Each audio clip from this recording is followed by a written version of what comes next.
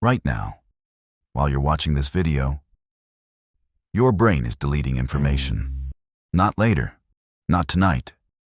Right now, a few seconds are already disappearing.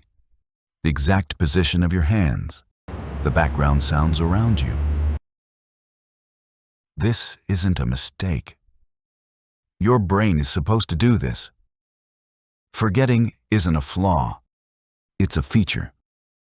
Every second, your brain is flooded with information. Your eyes capture movement, color, faces, light. Your ears pick up sounds you don't even notice. Your body senses temperature, pressure, balance. If your brain tried to store everything, you wouldn't become smarter. You would become overwhelmed.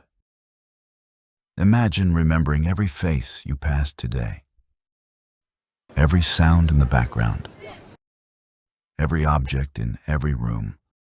You wouldn't be able to think clearly. So your brain filters reality. It removes what doesn't matter. So you can focus on what does. Think about yesterday. From morning to night, thousands of moments happened.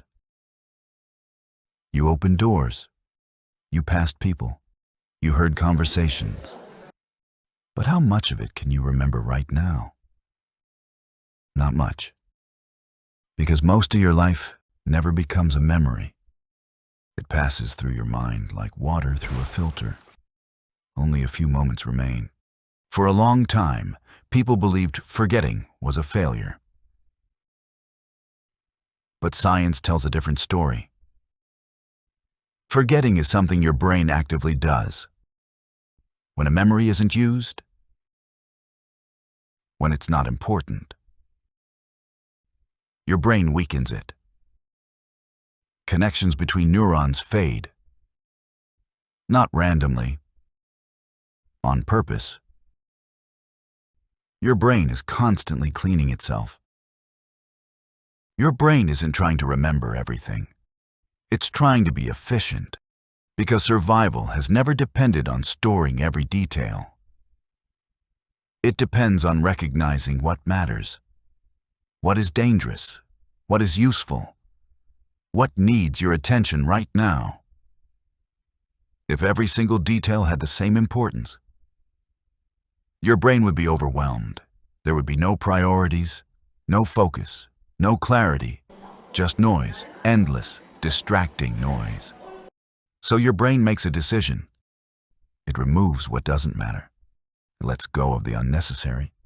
It clears space. Because without forgetting, you wouldn't be able to think clearly. You wouldn't be able to decide. You wouldn't be able to move forward. It's how your brain protects your attention, so you can focus on what truly matters. Your brain only keeps what it's trained to keep. Not what you want to remember, not what you think is important, but what you consistently pay attention to. Because attention is the gateway to memory, if something never fully captures your attention, your brain treats it as background noise. And background noise doesn't get stored. So if you never train your attention, if you constantly switch focus, if your mind is always distracted, your brain will keep filtering things out automatically. Not because it's failing you, but because it's doing exactly what it was designed to do. This is why memory isn't just about remembering. It's about training your brain what deserves to be remembered. And that's where structured tools can actually make a difference. Not because they magically improve your brain, but because they give your brain a system. They create repetition. They create focus. They create signals your brain can recognize as important. Over time, that changes how your brain filters information. It starts holding on to more. It starts recognizing patterns faster. It starts ignoring less of what matters. They don't give you a better brain. They train your brain to notice what matters. If you're curious, I left one of the best tools in the description. While you sleep, your brain doesn't shut down. It changes how it works. It replays your day, every moment, every detail. And then it decides what stays, what fades. Some memories grow stronger, others disappear completely. Your brain is constantly asking, will this matter tomorrow? And if the answer is no, it lets it go. So the next time you forget something, don't assume your brain failed. Maybe it protected you. Maybe it removed the noise. Maybe it made space for something more important.